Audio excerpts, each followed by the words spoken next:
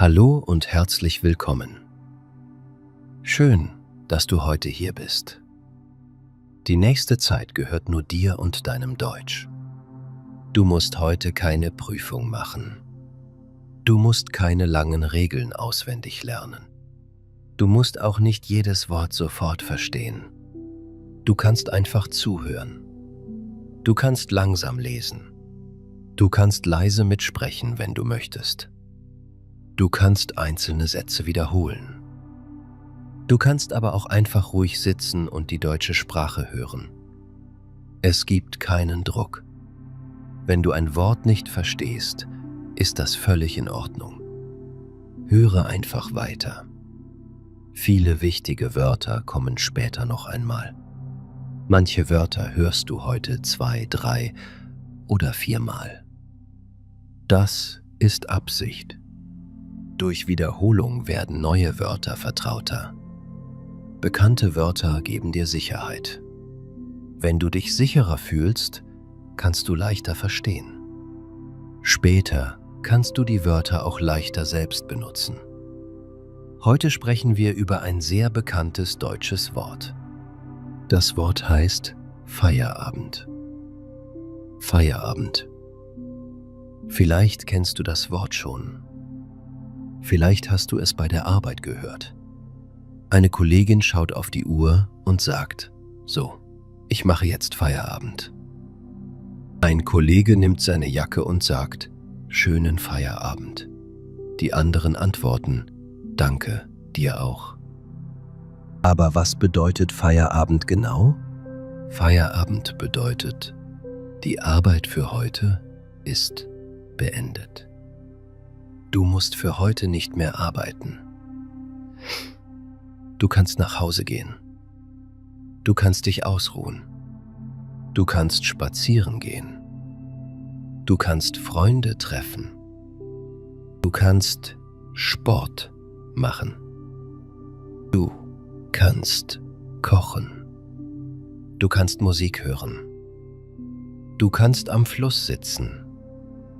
Du kannst ein Bier oder ein alkoholfreies Getränk trinken. Du kannst einfach nichts tun. Feierabend ist nicht nur eine Uhrzeit. Feierabend ist auch ein Gefühl. Der Computer ist aus. Die Arbeitstasche steht in der Ecke. Der Arbeitstag liegt hinter dir. Jetzt beginnt deine private Zeit. Vielleicht bist du neu in Deutschland. In deinem Heimatland war die Arbeitskultur anders. Vielleicht blieben die Mitarbeitenden oft länger im Büro. Vielleicht ging niemand vor der Chefin nach Hause. Vielleicht schrieb der Chef auch spät am Abend. Vielleicht musstest du immer erreichbar sein. Erreichbar bedeutet, andere Menschen können dich anrufen oder dir schreiben und erwarten eine Antwort. In Deutschland erlebst du vielleicht etwas Neues. Es ist 17 Uhr. Deine Kollegin speichert ihre Arbeit. Sie schließt den Computer. Sie zieht ihre Jacke an. Du denkst, geht sie wirklich schon? Aber ihre Arbeitszeit ist zu Ende. Sie sagt freundlich: Bis morgen. Dann geht sie nach Hause. Sie entschuldigt sich nicht. Sie fühlt sich nicht schuldig. Schuldig fühlen bedeutet, du denkst, dass du etwas falsch gemacht hast. Aber sie hat nichts falsch gemacht. Sie hat ihre Arbeit erledigt. Ihre Arbeitszeit ist beendet. Jetzt hat sie Feierabend. Natürlich ist nicht jede Arbeit gleich. Manche Menschen arbeiten im Büro. Andere arbeiten im Krankenhaus. Manche arbeiten in einem Restaurant. Andere arbeiten in einer Fabrik. Manche Menschen haben Schichtarbeit. Andere haben Rufbereitschaft. Manche arbeiten am Wochenende. Andere arbeiten von Montag bis Freitag. Deshalb gibt es nicht für alle Menschen genau dieselben Zeiten. Aber die Idee ist wichtig. Arbeit und Freizeit sollen Grenzen haben. Eine Grenze zeigt, hier endet ein Bereich. Nie. Dort beginnt ein anderer Bereich. Hier endet die Arbeit. Dort beginnt der Feierabend. Heute sprechen wir über diese Grenze. Wir sprechen darüber, wie du deinen Arbeitstag gut beendest. Wir sprechen darüber, ob du nach Feierabend ans Telefon gehen musst. Wir sprechen darüber, wie du höflich Grenzen setzen kannst. Wir sprechen über E-Mails am Abend. Wir sprechen über das Diensthandy. Wir sprechen über Überstunden. Wir sprechen über Rufbereitschaft. Und wir sprechen über die schönen, kleinen Dinge nach der Arbeit. Ein Spaziergang durch den Park. Ein Getränk mit Kollegen. Ein ruhiger Platz am Fluss. Sonne auf dem Gesicht. Vögel in den Bäumen. Keine Besprechung. Keine neuen Aufgaben. Kein klingelndes Telefon. Nur der Abend. Du lernst heute wichtige Wörter. Der Feierabend. Die Arbeitszeit. Die Freizeit. Die Pause. Die Überstunde. Das Diensthandy. Die Erreichbarkeit. Die Erreichbarkeit. Die Rufbereitschaft. Der Arbeitsvertrag. Die Vereinbarung. Die Ruhezeit. Das Abschalten. Die Work-Life-Balance. Du lernst auch wichtige Sätze. Ich mache jetzt Feierabend. Schönen Feierabend.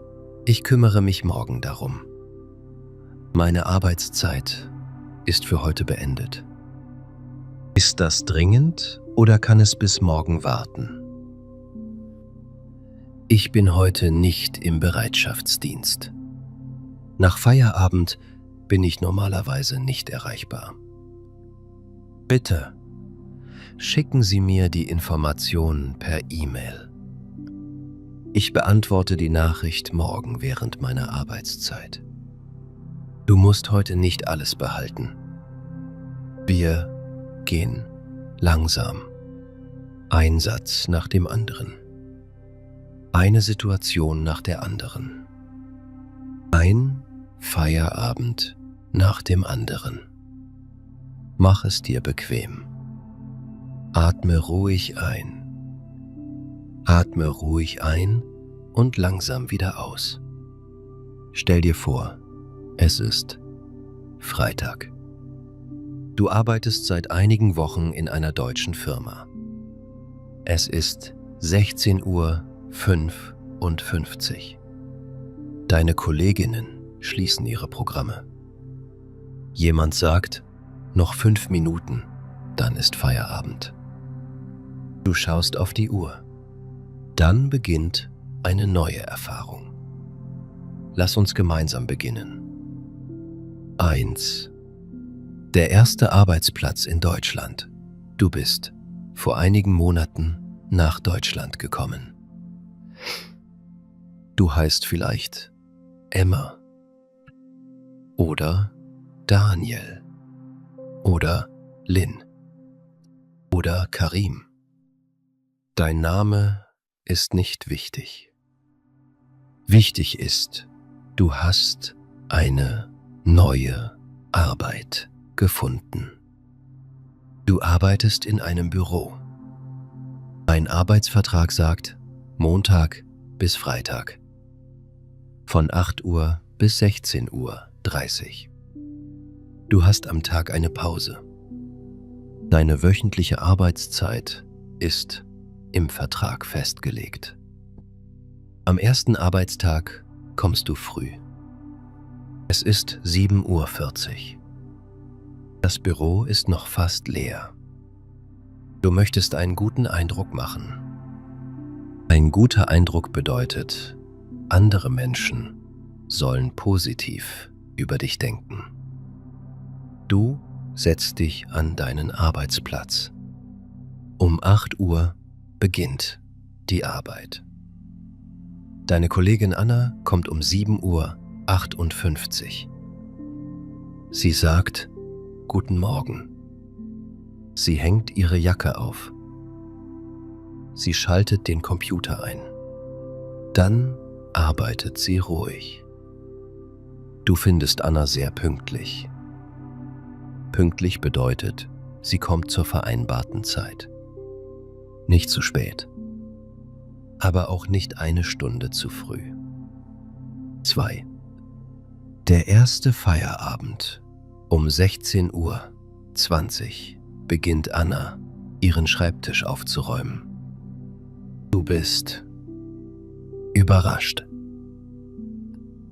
Es gibt noch viele Aufgaben, aber nicht alle Aufgaben müssen heute fertig werden.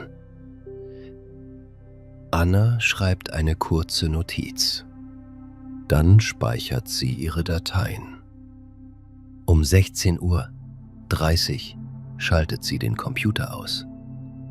Sie sagt: So, Feierabend. Du fragst: Gehst du schon? Anna schaut auf die Uhr. Ja, meine Arbeitszeit ist zu Ende. Du sagst: Aber die Präsentation ist noch nicht fertig. Anna antwortet: Die mache ich morgen weiter. Sie muss erst am Donnerstag fertig sein. Dann nimmt sie ihre Tasche. Wie? Schönen Feierabend. Du antwortest etwas langsam. Danke. Dir auch. Aber du bleibst sitzen. Du denkst, vielleicht muss ich länger bleiben, um motiviert zu wirken. 3. Länger bleiben aus Unsicherheit. Du arbeitest bis 17:20 Uhr. Fast alle anderen sind schon gegangen. Nur dein Chef ist noch in seinem Büro. Du möchtest zeigen: Ich arbeite hart. Ich bin zuverlässig. Aber du bist müde. Du hast seit dem Nachmittag keine echte Pause gemacht. Am nächsten Morgen fragt Anna: Warum warst du gestern so lange da? Du antwortest: Ich wollte meine Aufgaben fertig machen. Anna fragt: Mussten sie gestern fertig sein? Du sagst: Nein. Anna erklärt: Dann kannst du auch pünktlich gehen.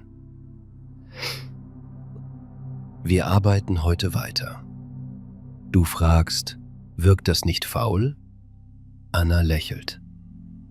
Nein.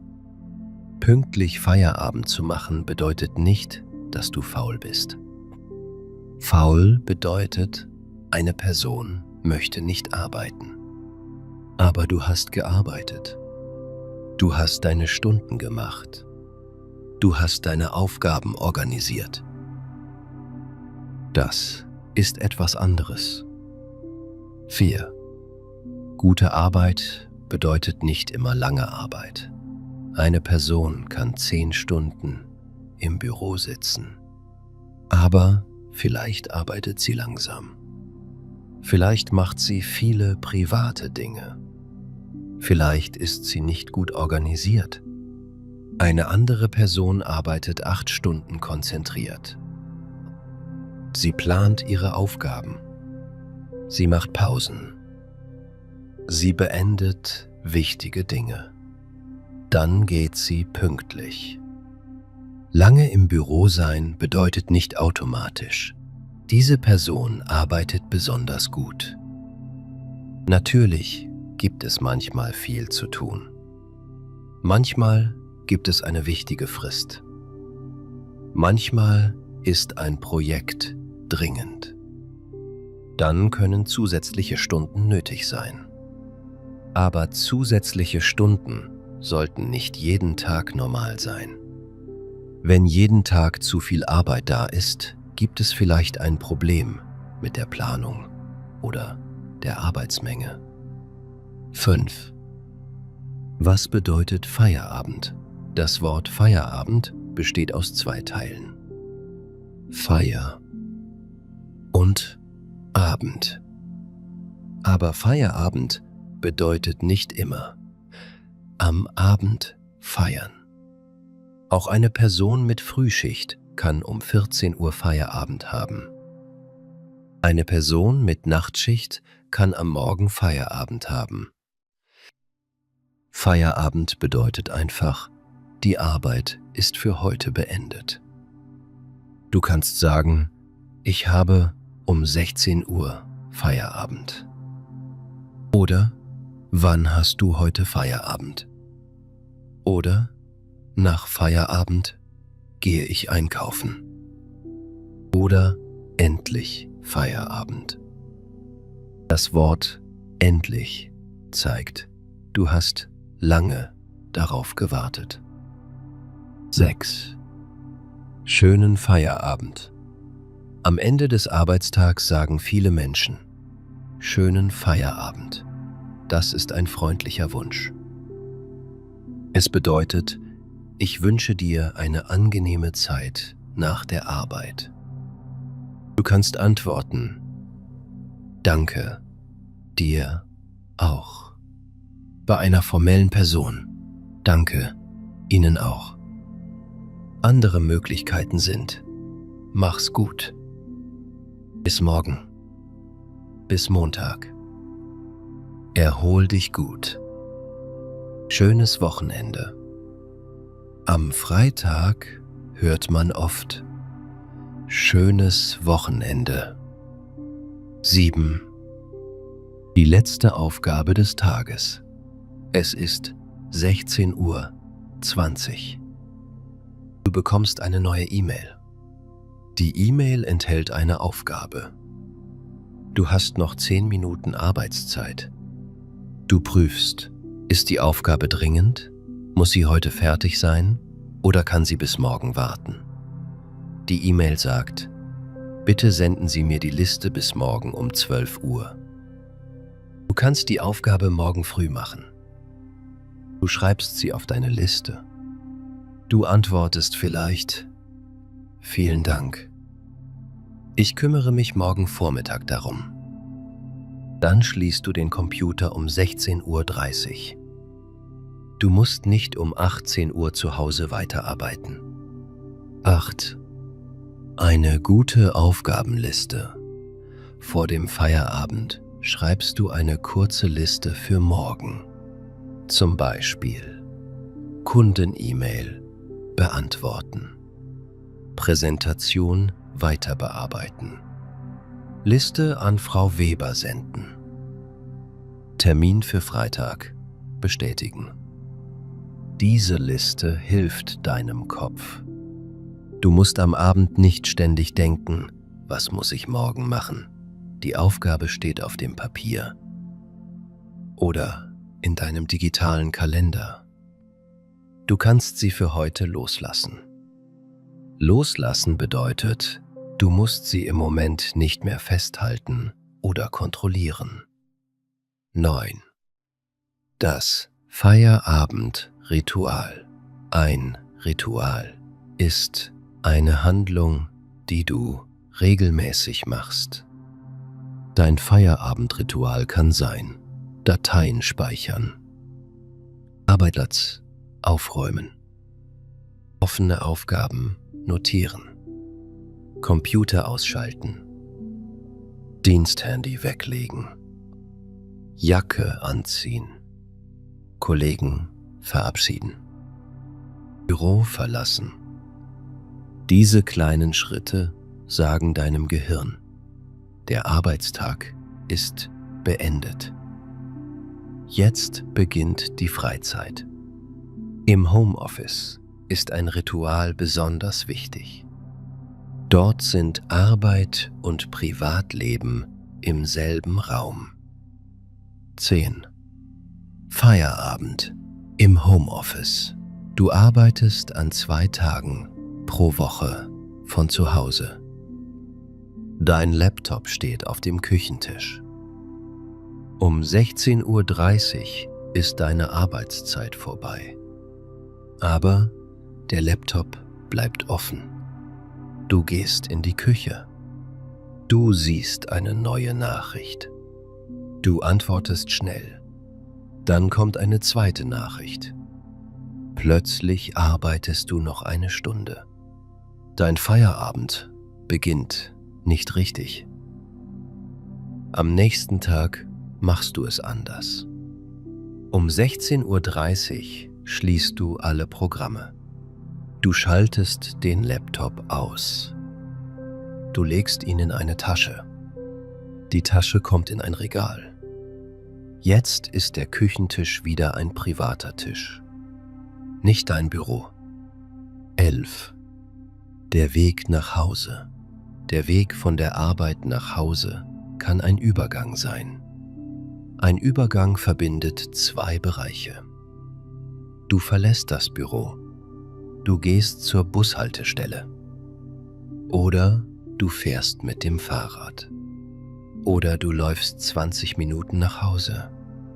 Während des Weges wird der Kopf ruhiger. Du hörst Musik. Du siehst die Straßen. Du kaufst vielleicht Brot.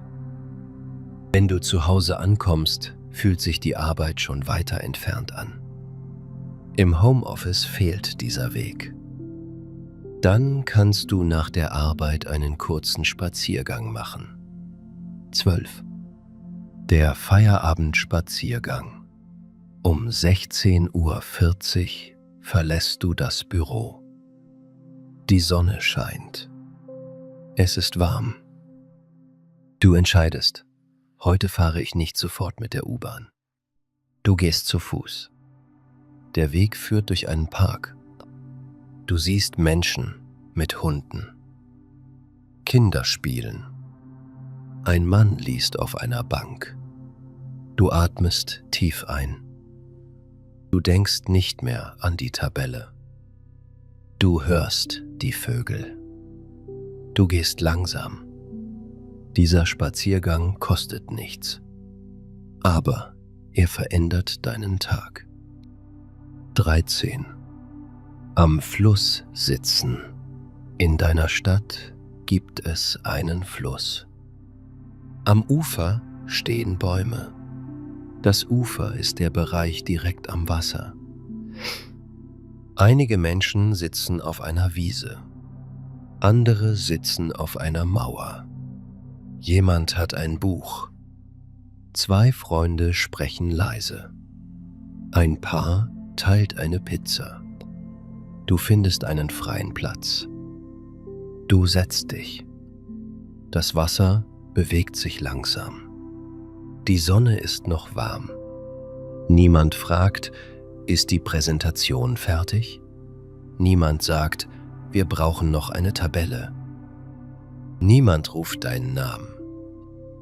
Du sitzt einfach da. Das ist Feierabend. 14. Ein Bier nach der Arbeit. Einige Kollegen fragen, möchtest du nach der Arbeit noch ein Bier trinken? Das ist eine Einladung. Du kannst Ja sagen. Du kannst aber auch Nein sagen. Du musst keinen Alkohol trinken. Du kannst ein alkoholfreies Bier, Wasser, Saft oder eine Limonade bestellen. Du sagst, gern. Ich nehme ein alkoholfreies Bier. Oder ich trinke keinen Alkohol. Ich nehme eine Apfelschorle. Eine Apfelschorle ist Apfelsaft mit Mineralwasser. Das gemeinsame Getränk ist wichtiger als der Alkohol. Es geht um die ruhige Zeit zusammen. 15. Kollegen nach der Arbeit treffen. Im Büro sprecht ihr meistens über Aufgaben. Nach der Arbeit ist das Gespräch anders.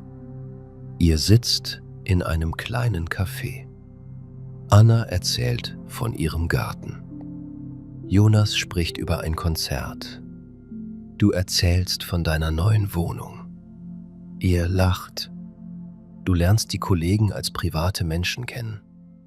Aber niemand muss nach der Arbeit mitkommen. Die Teilnahme ist freiwillig. Freiwillig bedeutet, du darfst selbst entscheiden. Wenn du müde bist, kannst du sagen, heute nicht, aber vielleicht nächste Woche. 16. Eine Einladung. Höflich ablehnen. Dein Kollege sagt, kommst du noch mit in den Biergarten? Du bist müde. Du möchtest nach Hause. Du kannst sagen, danke für die Einladung, aber heute gehe ich direkt nach Hause. Oder, heute schaffe ich es leider nicht. Oder, heute brauche ich einen ruhigen Abend. Oder, vielleicht beim nächsten Mal. Du musst keine lange Erklärung geben. Deine Freizeit gehört dir. 17. Muss ich mit Kollegen privat sein? Nein. Du kannst freundlich mit deinen Kollegen sein, ohne jeden Abend mit ihnen zu verbringen. Manche Teams machen oft etwas zusammen. Andere Teams trennen Arbeit und Privatleben stärker. Du entscheidest selbst, was für dich passt. Vielleicht gehst du einmal im Monat mit. Vielleicht triffst du Kollegen nur bei einer Betriebsfeier. Vielleicht hast du nach der Arbeit Familie, einen Kurs oder andere Pläne. Das ist normal. 18. Das Diensthandy. Ein Diensthandy ist ein Telefon von der Firma. Du benutzt es für die Arbeit. Vielleicht bekommst du E-Mails, Anrufe, Nachrichten im Teamchat. Während der Arbeitszeit ist das praktisch. Aber was passiert nach Feierabend? Das hängt von deiner Arbeit und deinen Vereinbarungen ab. Vielleicht kannst du das Diensthandy nach der Arbeit ausschalten. Vielleicht bleibt es im Büro. Vielleicht gibt es eine klare Regel im Team. Vielleicht hast du Rufbereitschaft. Dann gelten andere Absprachen. Du solltest wissen, was in deinem Vertrag oder im Betrieb vereinbart ist. 19. Muss ich nach Feierabend antworten? Viele Beschäftigte müssen nach ihrer normalen Arbeitszeit nicht ständig auf Nachrichten reagieren. Ein Chef kann eine E-Mail senden. Aber das bedeutet nicht automatisch, du musst sie sofort beantworten. Du kannst sie am nächsten Arbeitstag lesen. Ein Anruf kann ebenfalls warten, wenn keine besondere Vereinbarung besteht. Aber es gibt Ausnahmen. Zum Beispiel Rufbereitschaft, Bereitschaftsdienst, bestimmte Notfälle, besondere Aufgaben, Schichtänderungen oder organisatorische Informationen können ebenfalls eine Rolle spielen. Deshalb solltest du die Regeln deines Arbeitsplatzes kennen. 20. Eine E-Mail am Abend. Deine Chefin schreibt um 20 Uhr eine E-Mail. Du siehst die Benachrichtigung auf deinem privaten Handy. Der Betreff lautet Information für morgen. Du bist nicht in Bereitschaft. Du musst nicht automatisch sofort antworten. Vielleicht liest du die E-Mail erst am nächsten Morgen. Manche Führungskräfte schreiben spät, weil sie selbst zu dieser Zeit arbeiten. Das bedeutet nicht immer, dass sie eine sofortige Antwort erwarten. Wenn du unsicher bist, kannst du im Team fragen. Erwarten Sie bei E-Mails am Abend eine direkte Antwort oder reicht der nächste Arbeitstag? 21. Klare Regeln im Team. In einem guten Team sind die Regeln klar. Zum Beispiel, E-Mails nach 18 Uhr müssen erst am nächsten Arbeitstag beantwortet werden. Nur in echten Notfällen wird angerufen. Für Bereitschaft gibt es einen Plan. Mitarbeitende tragen ihre Arbeitszeiten ein. Überstunden werden vorher besprochen. Solche Regeln reduzieren Stress. Du musst nicht jedes Mal raten, ist das dringend? Muss ich jetzt antworten? Darf ich warten? 22. Ein Gespräch mit der Chefin. Du bekommst oft spät am Abend Nachrichten. Du bist unsicher. Du sprichst am nächsten Tag mit deiner Chefin. Du sagst, ich möchte kurz fragen, wie wir mit Nachrichten nach Feierabend umgehen. Die Chefin sagt, was meinen Sie genau? Du erklärst, ich bekomme manchmal gegen 20 Uhr E-Mails. Erwarten Sie, dass ich noch am selben Abend antworte? Die Chefin antwortet, nein. Ich arbeite manchmal später, aber Sie können am nächsten Morgen antworten. Jetzt ist die Regel klar. Du fühlst dich ruhiger. 23. Die Überstunde. Eine Überstunde ist zusätzliche Arbeitszeit. Du arbeitest länger als deine normale vereinbarte Zeit. Zum Beispiel, deine Arbeitszeit endet um 16:30 Uhr. Du arbeitest bis 17:30 Uhr. Dann hast du eine Stunde zusätzlich gearbeitet. Aber nicht jedes freiwillige längere Sitzen im Büro wird automatisch gleich behandelt. Die Regeln können im Arbeitsvertrag, Tarifvertrag oder Betrieb geregelt sein. Wenn du unsicher bist, frage, wie werden Überstunden bei uns erfasst? Müssen sie vorher genehmigt werden? Genehmigt bedeutet, der Arbeitgeber hat vorher Ja gesagt. 24. Überstunden vorher besprechen. Deine Chefin sagt um 16 Uhr, wir brauchen die Unterlagen heute noch. Du weißt, die Aufgabe dauert wahrscheinlich 2 Stunden. Du sagst, meine normale Arbeitszeit endet um 16:30 Uhr. Soll ich heute länger bleiben? Die Chefin sagt, ja, bitte. Du fragst, kann ich die zusätzliche Zeit morgen ausgleichen? Ausgleichen bedeutet, du arbeitest später weniger oder bekommst einen anderen Ausgleich. Oder du fragst, wie trage ich die Überstunden ein? Jetzt ist die zusätzliche Arbeit klar besprochen. 25. Nicht heimlich länger arbeiten. Du möchtest besonders engagiert wirken. Jeden Abend arbeitest du 1 Stunde länger. Aber du sagst niemandem etwas. Du trägst die Zeit nicht ein. Nach einigen Wochen bist du sehr müde. Die Firma weiß vielleicht gar nicht, wie viel Zeit du wirklich brauchst. Es ist besser, offen über die Arbeitsmenge zu sprechen. Ich schaffe diese 3 Aufgaben nicht innerhalb meiner normalen Arbeitszeit. Welche Aufgabe hat Priorität? Priorität bedeutet, was ist am wichtigsten? Dann kann der Chef entscheiden. 26. Prioritäten fragen. Du hast 5 Aufgaben. Alle sollen heute fertig werden. Du siehst, das ist nicht möglich. Du sagst, ich kann heute wahrscheinlich nur 3 Aufgaben fertigstellen. Welche Aufgaben sind am wichtigsten? Das ist professionell. Du sagst nicht einfach, ich mache gar nichts. Du zeigst das Problem. Du bittest um eine Entscheidung. Vielleicht sagt die Chefin, machen Sie zuerst die Kundenliste und die Präsentation. Die anderen Aufgaben können bis morgen warten. Jetzt kannst du pünktlicher Feierabend machen. 27.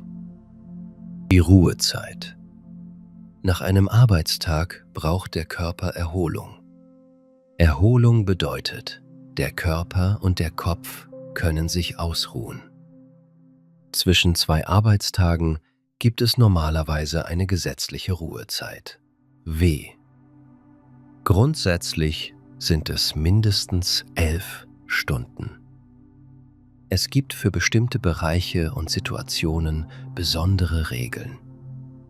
Aber die Grundidee ist einfach. Nach der Arbeit soll genug Zeit für Schlaf und Erholung bleiben. Wenn du bis 22 Uhr arbeitest und am nächsten Morgen um 6 Uhr wieder beginnen sollst, sind das nur 8 Stunden. Dann kann ein Problem entstehen. Bei Fragen solltest du deinen Betriebsrat, deine Gewerkschaft oder eine Beratungsstelle fragen. 28. Was ist Rufbereitschaft? Bei Rufbereitschaft bist du nicht normal am Arbeitsplatz. Du kannst zu Hause oder an einem anderen erlaubten Ort sein. Aber du musst erreichbar sein. Wenn ein Anruf kommt, musst du vielleicht arbeiten oder zu einem Einsatz fahren. Rufbereitschaft gibt es zum Beispiel in technischen Berufen, IT, Pflege oder anderen Bereichen. Sie muss klar organisiert sein. Du solltest wissen, wann beginnt die Rufbereitschaft, wann endet sie, wie schnell musst du reagieren, wie wird die tatsächliche Arbeit bezahlt oder ausgeglichen. Du bist nicht jeden Abend automatisch in Rufbereitschaft. 29. Hell. Der Arbeitsvertrag. Dein Arbeitsvertrag enthält wichtige Regeln. Arbeitszeit, Pausen, Arbeitsort, Überstunden, vielleicht Rufbereitschaft, vielleicht mobile Arbeit, vielleicht gibt es zusätzlich eine Betriebsvereinbarung. Eine Betriebsvereinbarung ist eine Regel zwischen Arbeitgeber und Betriebsrat. Du solltest wichtige Abschnitte lesen. Wenn du etwas nicht verstehst, fragst du. Muss ich außerhalb meiner normalen Arbeitszeit erreichbar sein? Gibt es einen Bereitschaftsplan? Wie werden zusätzliche Stunden dokumentiert? 30. Achte. Der Chef ruft um 19 Uhr an. Es ist 19 Uhr. Du sitzt beim Abendessen. Dein Diensthandy klingelt. Auf dem Bildschirm steht der Name deines Chefs. Du bist nicht in Rufbereitschaft. Du kannst entscheiden, den Anruf nicht anzunehmen. Vielleicht hörst du später die Mailbox ab. Vielleicht schreibt der Chef eine Nachricht. Bitte rufen Sie mich morgen früh an. Dann antwortest du am nächsten Arbeitstag. Wenn du den Anruf annimmst, kannst du sagen, Guten Abend. Ist es dringend? Vielleicht sagt der Chef, nein, es geht nur um morgen. Dann kannst du sagen, können wir das bitte morgen früh besprechen? 31. Höflich auf morgen verschieben nützliche Sätze sind, ich bin bereits im Feierabend. Können wir das morgen besprechen? Ich habe meine Arbeitsunterlagen gerade nicht bei mir. Ich kümmere mich morgen während meiner Arbeitszeit darum. Bitte schicken Sie mir die Informationen per E-Mail. Ich sehe mir das morgen früh an. Ist es dringend oder kann es bis morgen warten?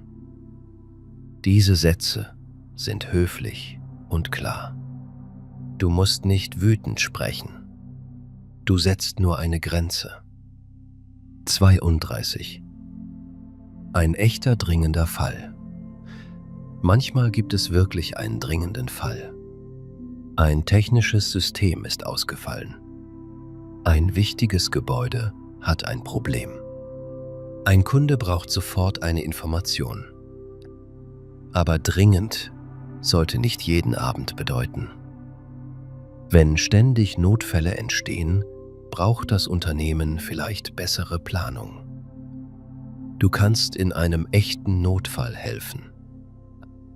Danach sollte die zusätzliche Arbeit dokumentiert und besprochen werden. Du kannst sagen, ich habe gestern Abend von 19 Uhr bis 20 Uhr an dem Problem gearbeitet. Wo soll ich die Zeit eintragen? 33. Die Arbeitszeit aufschreiben. Du führst eine einfache Liste. Montag, 8, 16, 30. Pause. 30 Minuten. Zusätzlicher Anruf 19, 19, 25. Dienstag, 8:30, 16:30. Du trägst die Zeit nach den Regeln deiner Firma ein. Die Dokumentation hilft dir. Du siehst, wie viel arbeitest du wirklich? Gibt es viele Abendanrufe? Werden aus kleinen Nachrichten regelmäßig lange Aufgaben? Dann kannst du sachlich mit dem Arbeitgeber sprechen. 34. Der Betriebsrat. Ein Betriebsrat vertritt die Interessen der Beschäftigten in einem Betrieb. Nicht jede Firma hat einen Betriebsrat. Wenn es einen gibt, kannst du dort Fragen stellen. Zum Beispiel, muss ich nach Feierabend erreichbar sein? Wie werden Überstunden geregelt? Welche Betriebsvereinbarung gilt für Diensthandys? Was soll ich bei häufigen Anrufen am Abend tun? Der Betriebsrat kann die Regeln des Betriebs besser kennen. 35. Mit dem Chef ruhig sprechen, du bekommst fast jeden Abend Nachrichten. Du fühlst dich gestresst. Du vereinbarst ein Gespräch mit deinem Chef. Du sagst, ich möchte über die Erreichbarkeit nach meiner Arbeitszeit sprechen. Dann erklärst du konkret, in den letzten 2 Wochen habe ich an 6 Abenden Nachrichten mit Arbeitsaufgaben bekommen. Ich bin unsicher, ob eine direkte Antwort erwartet wird. Können wir bitte eine klare Regel vereinbaren? Konkrete Beispiele sind besser als Sie stören mich immer. 36. Eine mögliche Vereinbarung: Der Chef sagt, ich wusste nicht, dass Sie sich zu einer sofortigen Antwort verpflichtet fühlen. Ihr vereinbart, E-Mails am Abend werden am nächsten Arbeitstag beantwortet. Nur bei echten Notfällen ruft der Chef an. Rufbereitschaft wird vorher im Plan markiert. Zusätzliche Arbeitszeit wird eingetragen. Jetzt ist die Situation klarer. Manchmal braucht es nur ein offenes Gespräch. 37. Wenn der Chef nicht reagiert, vielleicht sagt der Chef, bei uns muss jeder immer erreichbar sein. Du findest diese Aussage problematisch. Du prüfst deinen Arbeitsvertrag. Dort steht nichts über Rufbereitschaft. Du dokumentierst die Anrufe. Dann suchst du Beratung. Betriebsrat, Gewerkschaft, Beratungsstelle, Fachanwalt für Arbeitsrecht. Du solltest bei rechtlichen Fragen nicht nur auf Aussagen aus sozialen Medien vertrauen. Deine konkrete Situation ist wichtig. 38. Feierabend nach der Frühschicht, du arbeitest in einer Bäckerei. Deine Schicht beginnt um 5 Uhr morgens. Um 13 Uhr ist Feierabend. Andere Menschen arbeiten noch. Aber du hast schon 8 Stunden gearbeitet. Du gehst nach Hause. Du isst etwas. Dann schläfst du vielleicht kurz. Später gehst du in den Park. Für dich beginnt der Feierabend am frühen Nachmittag. Du musst dich nicht schlecht fühlen, weil andere Menschen noch arbeiten. 9:30 Uhr. Feierabend nach der Spätschicht. Du arbeitest in einem Restaurant. Deine Schicht endet um 23 Uhr. Dann hast du Feierabend. Du bist müde. Du möchtest vielleicht nicht mehr Freunde treffen. Dein Feierabend kann ruhig sein. Du gehst nach Hause. Du duschst. Du trinkst Tee. Du hörst leise Musik. Du schläfst. Auch das ist ein guter Feierabend. 40. Nicht jeden Abend optimieren. Manche Menschen möchten auch die Freizeit perfekt organisieren. 17 Uhr Sport. 18 Uhr Sprache lernen. 19 Uhr gesund kochen. 20 Uhr Wohnung putzen. 21 Uhr lesen. 22 Uhr schlafen. Ein Plan kann helfen. Aber Freizeit muss nicht wieder eine zweite Arbeit werden. Du darfst einen Abend haben, an dem du nichts Produktives machst. Produktiv bedeutet, du erreichst ein sichtbares Ergebnis. Erholung ist trotzdem wichtig. Auch wenn am Ende kein Zertifikat und keine saubere Küche stehen. 41.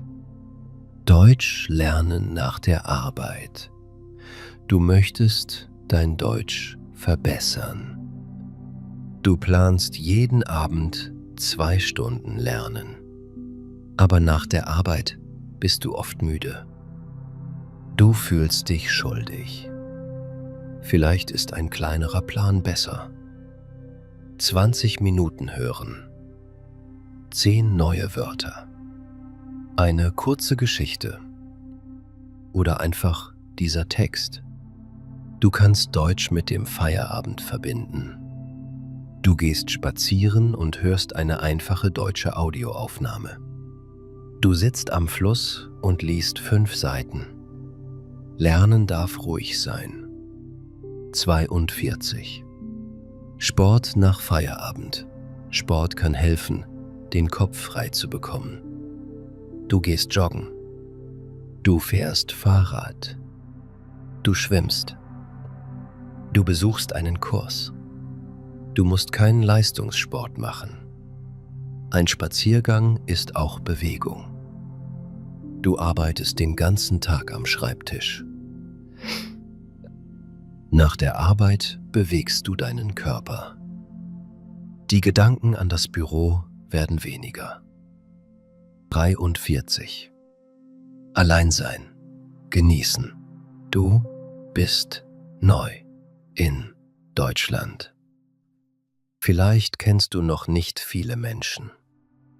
Der Feierabend kann manchmal einsam wirken. Einsam bedeutet, du fühlst dich allein und möchtest mehr Kontakt. Aber Alleinsein kann auch ruhig und angenehm sein. Du kannst die Stadt kennenlernen. Du kannst einen neuen Park entdecken.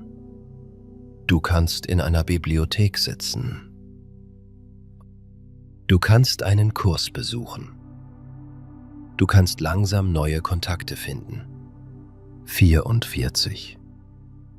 Der Feierabend ohne Handy. Du probierst einen Abend ohne Handy. Du legst es für 1 Stunde in ein anderes Zimmer.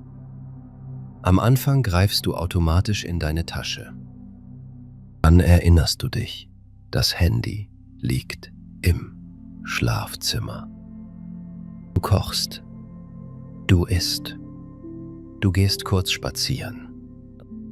Nach 1 Stunde fühlst du dich ruhiger. Du musst nicht jeden Abend komplett ohne Handy sein. Aber kleine Pausen können helfen. 45. Die Angst, etwas zu verpassen. Du denkst, was ist, wenn eine wichtige Nachricht kommt? Diese Angst hält dich erreichbar.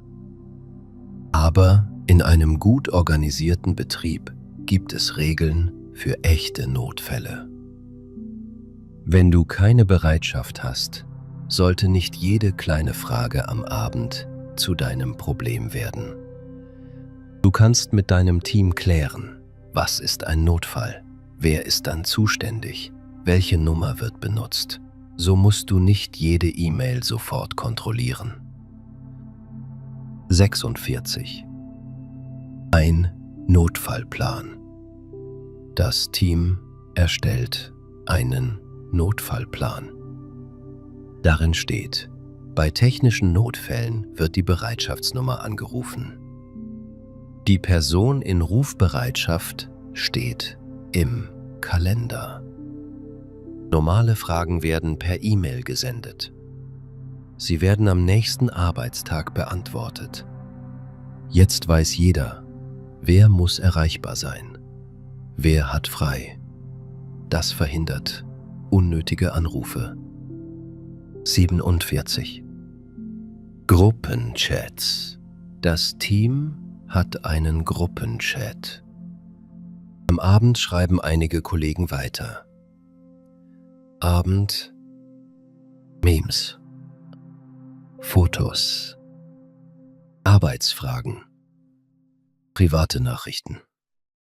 Du musst nicht jede Nachricht sofort lesen. Du kannst den Chat stumm schalten. Stumm schalten bedeutet, das Handy zeigt keine laute Benachrichtigung. Am nächsten Morgen liest du die relevanten Nachrichten. Vielleicht gibt es 2 Chats, einen Arbeitschat, einen Arbeitschat, einen privaten Kollegenchats. Das kann die Trennung erleichtern. 48. Die Chefin sendet E-Mails spät. Deine Chefin arbeitet gern von 20 bis 22 Uhr. Das ist ihr persönlicher Rhythmus. Sie erwartet aber keine Antwort. Vielleicht benutzt sie eine Funktion. Später senden. Sie schreibt die E-Mail am Abend. Aber die E-Mail kommt erst am nächsten Morgen bei dir an. Das ist eine gute technische Lösung. Du kannst ebenfalls später senden nutzen, wenn du außerhalb normaler Zeiten eine Idee aufschreibst. 49. Abschalten lernen. Abschalten bedeutet wörtlich ein Gerät ausschalten. Aber man benutzt das Wort auch für den Kopf. Man kann nach der Arbeit nicht abschalten. Das bedeutet, du denkst weiter an die Arbeit. Du machst dir Sorgen. Du wiederholst Gespräche im Kopf. Abschalten kann gelernt werden. Durch Rituale, Bewegung, Gespräche, Musik, klare Grenzen, genügend Schlaf. 50. Gedanken aufschreiben. Du liegst am Abend im Bett. Du denkst, morgen muss ich Frau Weber anrufen. Die Präsentation braucht noch ein Bild. Ich darf den Termin nicht vergessen. Du stehst kurz auf. Du schreibst alles auf einen Zettel. Dann legst du den Zettel in deine Arbeitstasche. Du sagst dir, darum kümmere ich mich morgen. Das Aufschreiben gibt dem Kopf Ruhe. 51. Feierabend muss nicht verdient werden. Manchmal denkst du, ich darf erst Feierabend machen, wenn alles fertig ist. Aber Arbeit ist oft nie vollständig fertig. Es gibt immer eine neue E-Mail, eine neue Aufgabe, ein neues Projekt. Wenn du erst aufhörst, wenn nichts mehr zu tun ist, hörst du nie auf. Deine Arbeitszeit setzt eine Grenze. Du planst die offenen Aufgaben für morgen. Dann beendest du den Tag. Erholung ist kein Preis nur für perfekte Arbeit. Sie ist notwendig. 52. Pünktlich anfangen, pünktlich aufhören. Du beginnst deine Arbeit pünktlich. Du machst deine Aufgaben. Du hältst Termine ein. Du arbeitest zuverlässig. Dann kannst du auch pünktlich aufhören. Pünktlichkeit gilt in beide Richtungen. Nicht nur pünktlich kommen, auch die vereinbarte Arbeitszeit respektieren. Natürlich gibt es flexible Arbeitszeitmodelle. Dann kannst du vielleicht später beginnen und später aufhören. Wichtig ist die vereinbarte Zeit. 53. Gleitzeit. Gleitzeit bedeutet, du kannst Beginn und Ende deiner Arbeit teilweise selbst wählen. Zum Beispiel, du kannst zwischen 7 und 9 Uhr beginnen. Du arbeitest deine vereinbarte Zeit. Dann gehst du entsprechend früher oder später. Beginn um 7 Uhr. Früher Feierabend. Beginn um 9 Uhr. Später Feierabend. Oft gibt es eine Kernarbeitszeit. In dieser Zeit müssen alle erreichbar sein. Prüfe die Regeln deines Betriebs. 54. Das Arbeitszeitkonto. Manche Firmen haben ein Arbeitszeitkonto. Dort stehen Plusstunden und Minusstunden. Plusstunden bedeuten, du hast mehr gearbeitet. Minusstunden bedeuten, du hast weniger gearbeitet als geplant. Du kannst vielleicht an einem Tag länger arbeiten und an einem anderen früher gehen. Aber die Regeln sind unterschiedlich. Du solltest wissen, wie viele Plusstunden sind erlaubt. Wann kannst du sie ausgleichen? Muss der Chef zustimmen? Verfallen Stunden nach einer bestimmten Zeit? 55. Früher Feierabend machen, du hast viele Plusstunden. Du fragst deine Chefin, kann ich am Freitag 2 Stunden früher Feierabend machen? Sie prüft die Termine. Ja, das ist möglich. Am Freitag gehst du um 14:30 Uhr. Die Sonne scheint. Du hast einen langen Nachmittag. Du fährst an einen See. Das ist ein Freizeitausgleich. Freizeitausgleich bedeutet, du bekommst freie Zeit für zusätzliche Arbeit. 56. Arbeiten am Wochenende. Nicht alle Menschen haben Samstag und Sonntag frei. Einige arbeiten im Einzelhandel, in Restaurants, in Krankenhäusern, bei der Polizei, im Verkehr, in Hotels, Bar. Dann liegen die freien Tage vielleicht in der Woche. Eine Person arbeitet am Sonntag und hat am Dienstag frei. Ihr Feierabend und ihr Wochenende sind anders organisiert. Du solltest nicht sagen, am Wochenende arbeitet niemand in Deutschland. Das stimmt nicht. Viele wichtige Bereiche arbeiten weiter. 57. Urlaub ist mehr als Feierabend. Feierabend ist die Zeit nach einem Arbeitstag. Urlaub ist eine längere freie Zeit. Im Urlaub solltest du dich ebenfalls erholen können. Du solltest vor dem Urlaub Aufgaben übergeben. Übergeben bedeutet, eine andere Person bekommt wichtige Informationen für deine Abwesenheit. Du stellst eine automatische E-Mail-Antwort ein. Du schaltest das Diensthandy aus, wenn keine andere Vereinbarung besteht. Dann beginnt der Urlaub. 58. Aufgaben übergeben. Vor dem Urlaub schreibst du: Projekt A. Frau Müller übernimmt. Kunde B. Rückmeldung kommt am Dienstag. Termin C. Im Kalender eingetragen. Notfallkontakt: Herr Weber. Eine gute Übergabe verhindert unnötige Anrufe im Urlaub. Die Kollegen wissen, was ist offen, wer ist zuständig, welche Aufgabe kann warten, so kannst du besser abschalten. 59. Krankheit und Erreichbarkeit.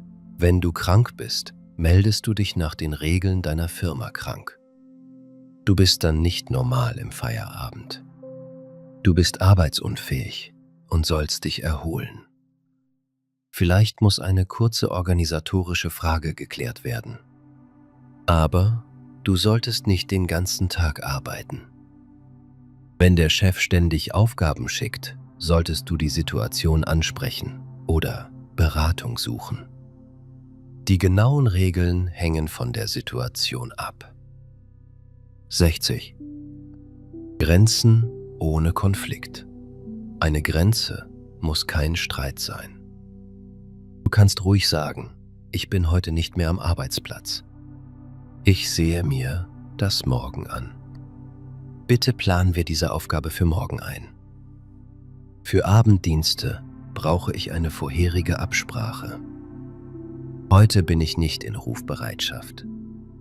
Du greifst niemanden an.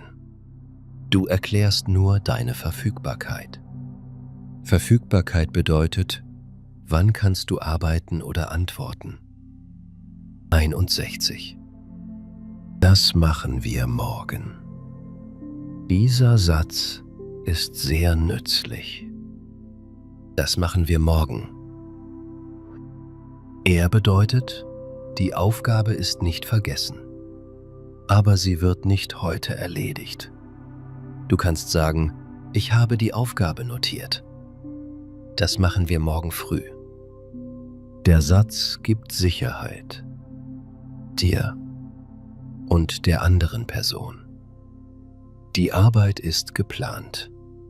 Sie muss nicht in deine private Zeit gehen. 62. Ein Gespräch mit einem Kollegen Jonas sagt um 16:28 Uhr: Kannst du noch schnell die ganze Präsentation prüfen? Die Präsentation hat 50 Folien.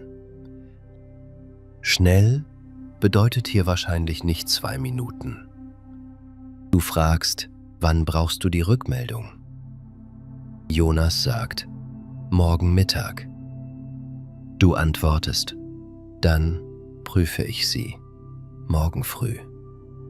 Heute schaffe ich das nicht mehr sinnvoll.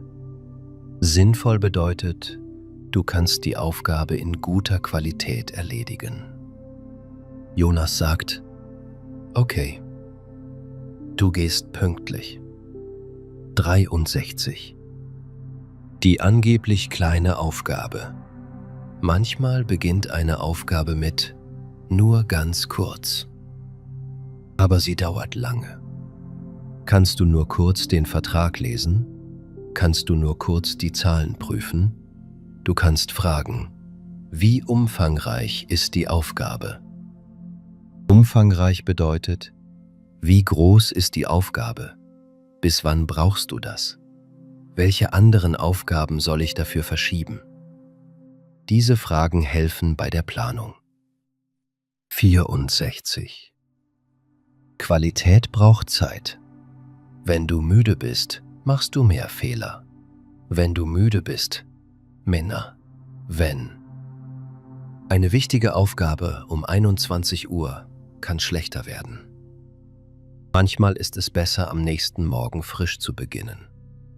Du kannst sagen, ich möchte das sorgfältig prüfen. Morgen früh kann ich mich besser darauf konzentrieren. Sorgfältig bedeutet genau und aufmerksam. Ein guter Feierabend kann die Qualität der Arbeit am nächsten Tag verbessern. 65. Schlaf und Feierabend. Du brauchst am Abend Zeit zum Schlafen. Aber vor dem Schlafen brauchst du oft auch ruhige Zeit. Essen, Duschen, Familie, Entspannung. Wenn die Arbeit bis kurz vor dem Schlafen geht, kann der Kopf unruhig bleiben. Du liegst im Bett und denkst an E-Mails. Deshalb hilft eine klare Feierabendzeit. Der Körper bekommt ein Signal. Jetzt wird es ruhiger. 66. Feierabend in der deutschen Sprache. Es gibt viele Sätze mit Feierabend. Ich habe Feierabend. Ich habe Feierabend. Ich mache Feierabend. Wann machst du Feierabend? Ich bin schon im Feierabend. Nach Feierabend gehe ich zum Sport. Schönen Feierabend. Endlich Feierabend. Heute ist früh Feierabend. Jetzt ist aber Feierabend. Der letzte Satz kann auch bedeuten, jetzt muss etwas aufhören. Zum Beispiel, ein Kind macht lange Lärm. Die Mutter sagt, jetzt ist aber Feierabend. Dann bedeutet es, jetzt ist Schluss.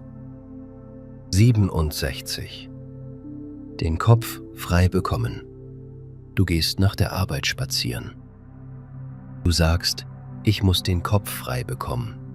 Das bedeutet, du möchtest weniger an Probleme denken. Bewegung und frische Luft helfen dir. Ein Kollege fragt, kommst du mit in die Bar? Du sagst, heute gehe ich lieber eine Runde spazieren. Ich muss den Kopf frei bekommen. Das ist eine natürliche deutsche Formulierung. 68. Abschalten können. Anna fragt, kannst du nach der Arbeit gut abschalten? Du sagst, noch nicht immer abschalten. Ich denke oft an offene Aufgaben. Anna antwortet, mir hilft ein Spaziergang. Du kannst sagen, beim Sport kann ich gut abschalten. Am Fluss kann ich gut abschalten. Wenn das Diensthandy aus ist, kann ich besser abschalten. 69. Dringend, dringend bedeutet, etwas kann nicht lange warten. Aber Menschen benutzen das Wort unterschiedlich. Eine Person sagt, das ist dringend. Du kannst konkret fragen, bis wann muss es erledigt sein? Was passiert, wenn wir es morgen machen? Ist es ein technischer Notfall? So verstehst du die echte Priorität. Nicht jede E-Mail mit einem roten Ausrufezeichen ist ein Notfall. 70. Eine kleine Übung. Es ist 17 Uhr. Deine Arbeitszeit ist beendet. Eine Aufgabe muss erst morgen Mittag fertig sein. Was kannst du sagen? Ich kümmere mich morgen früh darum. Dein Chef ruft um 20 Uhr an. Du bist nicht in Bereitschaft. Was kannst du fragen? Ist es dringend oder können wir es morgen besprechen? Du hast heute 1 Stunde länger gearbeitet.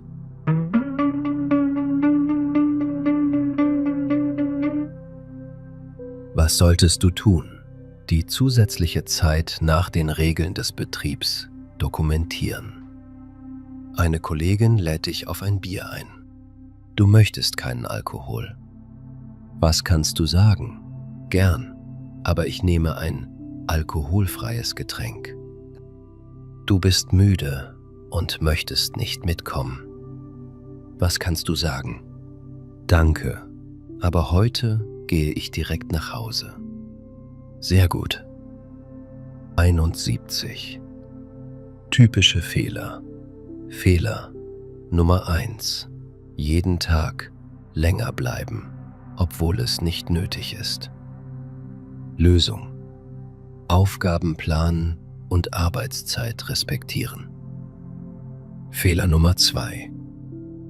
Jede E-Mail am Abend sofort beantworten. Lösung: Im Team klären, wann eine Antwort erwartet wird. Fehler Nummer 3. Zusätzliche Arbeitszeit nicht dokumentieren. Lösung: Arbeitszeit nach den Regeln des Betriebs eintragen. Fehler Nummer 4. Annehmen, dass jeder Anruf des Chefs verboten ist. Lösung: Zwischen Kontakt, echter Arbeit, Notfall und Bereitschaft unterscheiden. Fehler Nummer 5. Den Arbeitsvertrag nicht lesen. Lösung: Regeln zu Arbeitszeit und Bereitschaft prüfen. 72. Am Arbeitsplatz. Ich mache jetzt Feierabend. Ich arbeite morgen daran weiter. Die Aufgabe steht auf meiner Liste für morgen. Welche Aufgabe hat heute Priorität? Meine Arbeitszeit endet um 16:30 Uhr. Soll ich heute länger bleiben? Wie erfasse ich die zusätzliche Arbeitszeit? Kann ich die Überstunden später ausgleichen? Können wir das morgen besprechen? Ist das heute noch dringend? 73. Nützliche Sätze für Nachrichten am Abend. Ich bin bereits im Feierabend. Ich habe gerade keinen Zugriff auf meine Arbeitsunterlagen. Ich sehe mir das morgen früh an. Bitte senden Sie mir die Details per E-Mail. Ich melde mich morgen während meiner Arbeitszeit. Heute bin ich nicht im Bereitschaftsdienst. In dringenden Fällen kontaktieren Sie bitte die zuständige Bereitschaft. Eine Antwort morgen reicht hoffentlich aus. Können wir dafür eine klare Regel vereinbaren? 74. Nützliche Sätze mit Kollegen. Hast du schon Feierabend? Wann machst du heute Feierabend? Gehen wir nach der Arbeit noch spazieren? Möchtest du noch etwas trinken? Ich nehme ein alkoholfreies Bier. Schießt. Heute gehe ich direkt nach Hause. Danke. Vielleicht beim nächsten Mal. Ich brauche heute einen ruhigen Abend. Ich brauche heute einen ruhigen Abend. Lass uns am Fluss sitzen. Heute möchte ich nicht über die Arbeit sprechen. 75. Die wichtigsten Wörter noch einmal. Der Feierabend. Die Arbeit ist für heute beendet. Die Arbeitszeit. Die Zeit, in der du arbeitest. Die Freizeit. Die Zeit außerhalb der Arbeit. Die Überstunde. Zusätzliche Arbeitszeit. Das Diensthandy. Ein Handy für die Arbeit. Die Erreichbarkeit. Andere Menschen können dich kontaktieren. Die Rufbereitschaft. Du bist außerhalb des Arbeitsplatzes erreichbar und musst bei Bedarf reagieren. Der Bereitschaftsdienst. Du hältst dich bereit, oft an einem bestimmten Ort. Die Ruhezeit. Die Zeit zwischen 2 Arbeitstagen für Erholung. Das Abschalten. Du hörst auf, an die Arbeit zu denken. Der Ausgleich. Du bekommst Geld oder freie Zeit für zusätzliche Arbeit. Die Grenze.